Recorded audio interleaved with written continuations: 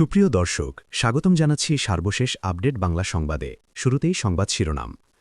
শুরুতেই জানিয়ে দেব, অফিসিয়ালি বিএনপির চাঁদাবাজি যুগের সূচনা, চাঁদাবাজির নতুন নাম। বিস্তারিত থাকছে প্রতিবেদনে। এদিকে যুক্তরাষ্ট্রের সঙ্গে দেশবিরোধী চুক্তি ইউনুসের পরিবর্তে তারেকও ভারতের দিকে ঘেঁষছেন। বিস্তারিত থাকছে প্রতিবেদনে। আরও জানিয়ে দিব, চিফ প্রসিকিউটর তাজুলকে সরিয়ে ভারতকেই বার্তা দিলেন তারেক। বিস্তারিত থাকছে প্রতিবেদনে। এদিকে রাষ্ট্রপতিকে না জানিয়ে আমেরিকার সঙ্গে দেশবিরোধী চুক্তি করেছিলেন ইউনুস। বিস্তারিত থাকছে প্রতিবেদনে। আরও জানিয়ে দেব, সেভেন সিস্টার্সকে অস্থিতিশীল করতে বান্দরবানে হাসনাত। বিস্তারিত থাকছে প্রতিবেদনে। এবং সর্বশেষ জানিয়ে দিব, ক্ষমতায় এসেই নিজেদের লোকদের বাঁচানোর পুরনো খেলায় ফিরল বিএনপি। বিস্তারিত থাকছে প্রতিবেদনে। এতক্ষণ শুনছিলেন সংবাদ শিরোনাম, এবারে বিস্তারিত। তার আগে ভিডিওটি ভালো লাগলে এবং সর্বশেষ আপডেট পেতে চ্যানেলটি সাবস্ক্রাইব করুন। ধন্যবাদ। বাংলার ইতিহাসে তাহলে কি নতুন যুগের সূচনা হলো, যেখানে চাঁদাবাজি এখন এক প্রকার বৈধ পেশা, যেখানে রাজনৈতিক ছত্রছায়ায় থেকে টাকা তোলা হবে আর তাকে বৈধতার মোড়ক পরিয়ে দেওয়া হবে? আওয়ামী লীগবিহীন একতরফা সাজানো নির্বাচনের মাধ্যমে ক্ষমতা দখল করতে না করতেই বিএনপি তার সেই চাঁদাবাজি, সন্ত্রাসী, দুর্নীতির চেহারা দেখাতে শুরু করেছে। বিএনপির যোগাযোগমন্ত্রী রবিউল আলম চাঁদাবাজির নতুন নামকরণ করেছেন সমঝোতা। কি চমৎকার শব্দের কারসাজি! যোগাযোগমন্ত্রীর চেয়ারে বসা বিএনপি নেতা রবিউল আলম প্রকাশ্যে বলছেন, সড়কে সমঝোতার ভিত্তিতে টাকা নেওয়া হলে সেটাকে তিনি চাঁদা মনে করেন না। প্রশ্ন হল, তাহলে এতদিন আমরা যাকে চাঁদাবাজি বলে জেনেছি সেটাই কি এখন বৈধ? কাল থেকে যদি কেউ রাস্তায় গাড়ি থামিয়ে টাকা নেয়, সে তো সহজেই বলবে, ভাই এটা সমঝোতার ভিত্তিতে নিচ্ছি।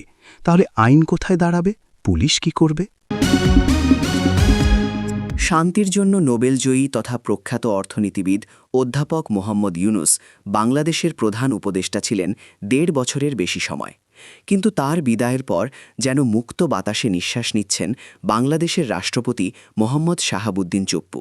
সম্প্রতি একটি গণমাধ্যমকে দেওয়া সাক্ষাৎকারে তিনি পূর্ববর্তী প্রশাসক মোহাম্মদ ইউনুসের বিরুদ্ধে প্রবল ক্ষোভ উগরে দিয়েছেন, যা নিয়ে বাংলাদেশের রাজনীতি তোলপাড়। কেন এই পরিস্থিতি সৃষ্টি হল?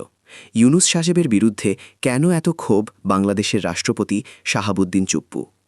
আসলে এই ক্ষোভটা স্বাভাবিক। ২০২৪ সালের ৮ই আগস্ট শপথ নিয়েছিলেন মোহাম্মদ ইউনুস ও তার উপদেষ্টা মণ্ডলী। তারপর থেকে বাংলাদেশের রাষ্ট্রপতি মোহাম্মদ শাহাবুদ্দিন চুপ্পু কিভাবে বাংলাদেশের বর্তমান সংবিধান রক্ষা করেছেন তার বিবরণ দিয়েছেন কালের কণ্ঠে দেওয়া একান্ত সাক্ষাৎকারে। সেখানেই তিনি বিস্ফোরক সব মন্তব্য করেছেন, যুক্তি দিয়েছেন, সংবিধানের ব্যাখ্যাও দিয়েছেন। বাংলাদেশের জাতীয় সংসদ নির্বাচন ও গণভোটের ঠিক ৩ দিন আগে মার্কিন যুক্তরাষ্ট্রের সঙ্গে বাণিজ্য শুল্ক চুক্তি করেছিল ইউনুসের সরকার। বলা হচ্ছে, এই চুক্তি বাংলাদেশের কফিনে শেষ পেরেকের শামিল। বাংলাদেশের সদ্য বিদায় নেওয়া অন্তর্বর্তীকালীন সরকারের আমলে প্রধান উপদেষ্টা মোহাম্মদ ইউনুসের পরই যে ব্যক্তি সবচেয়ে বেশি আলোচিত সমালোচিত ছিলেন, তার নাম মোহাম্মদ তাজুল ইসলাম। তাকেই ঢাকার বাংলাদেশের আন্তর্জাতিক অপরাধ ট্রাইব্যুনালের চিফ প্রসিকিউটর করেছিলেন মোহাম্মদ ইউনুস।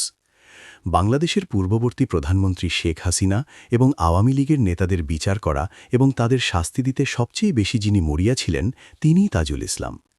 বিএনপি ক্ষমতায়সী তাকে সরিয়ে দিল।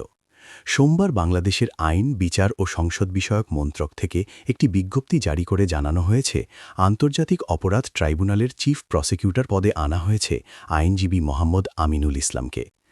ঢাকার এই আন্তর্জাতিক অপরাধ ট্রাইব্যুনালই পূর্ববর্তী প্রধানমন্ত্রী শেখ হাসিনা ও স্বরাষ্ট্রমন্ত্রী আসাদুজ্জামান খানের মৃত্যুদণ্ড ঘোষণা করেছে। গত বছর ১৭ নভেম্বর শেখ হাসিনার সাজা দেওয়ার জন্য তাজুল ইসলামই সবচেয়ে জোরালো সওয়াল করেছিলেন। ক্ষমতা পরিবর্তনের পরেই তাকে সরিয়ে অন্য আইনজীবীকে দায়িত্ব দেওয়ার নতুন বিতর্কের সৃষ্টি হয়েছে বাংলাদেশের রাজনৈতিক মহলে। প্রশ্ন উঠছে, তাজুলের এই অপসারণ কিসের ইঙ্গিত দিচ্ছে? রাষ্ট্রপতিকে না জানিয়ে ক্ষমতা ছাড়ার আগে দেশবিরোধী চুক্তি করে যান শান্তিতে নোবেলজয়ী অধ্যাপক মোহাম্মদ ইউনুস। এ নিয়ে মুখ খুলেছেন খোদ রাষ্ট্রপতি মোহাম্মদ শাহাবুদ্দিন।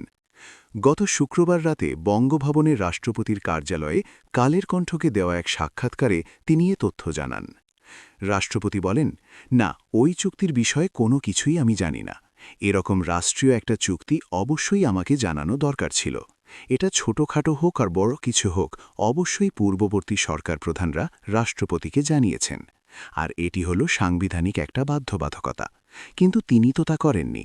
মৌখিকভাবেও জানাননি, লিখিতভাবেও জানাননি, আসেননি। আর এমনিতেই তো উনার আসার কথা। যে কারণে রাষ্ট্রপতিকে অবহিত করেননি ইউনুস। ভারতের সেভেন সিস্টার্সকে অস্থিতিশীল করার এক গভীর ষড়যন্ত্র নিয়ে বান্দরবনে আকস্মিক সফর করেছেন এনসিপির দক্ষিণাঞ্চলের মুখ্য সংগঠক হাসনাত আবদুল্লাহ। এমপি হিসেবে শপথ নেয়ার পরপরই জঙ্গি কার্যক্রম তদারকির উদ্দেশ্যে তার এই গোপন সফর বলে জানা গেছে। গত রোববার ২২ ফেব্রুয়ারি হাসনাত আবদুল্লাহকে বান্দরবানের লামা ও আলীকদম এলাকায় সন্দেহজনকভাবে ঘুরে বেড়াতে দেখা যায়। প্রত্যক্ষদর্শীরা জানান, নীল জিন্স প্যান্ট, কালো জার্সি এবং মুখে মাস্ক পরে তিনি অত্যন্ত গোপনে চলাফেরা করছিলেন। তাকে লামা বাজার, আলীকদম বাজার এবং মাতামুহুরী নদীতে ভ্রমণ করতে দেখা গেছে। তার সাথে কয়েকজন সঙ্গী থাকলেও এই সংক্ষিপ্ত সফরের উদ্দেশ্য সম্পর্কে স্থানীয় প্রশাসন বা সাধারণ মানুষ কিছুই জানতে পারেনি। সূত্র বলছে, হাসনাত আবদুল্লার এই সফরের মূল লক্ষ্য ভারতের উত্তর পূর্বাঞ্চলীয় রাজ্যগুলো বা সেভেন সিস্টার্স অঞ্চলে অস্থিরতা তৈরি করা। বান্দরবানের সাথে ভারতের মিজোরামের দীর্ঘ সীমান্ত রয়েছে, যা এই নাশকতামূলক কর্মকাণ্ডের জন্য বেছে নেওয়া হয়েছে। উল্লেখ্য যে গত বছর হাসনাত কোতাসে বিচ্ছিন্নতাবাদীদের দিয়ে ভারতের সেভেন সিস্টার্স আলাদা করার হুমকি দিয়েছিলেন। এবার তার এই সফরের পর সেই শঙ্কা আরও তীব্র হচ্ছে।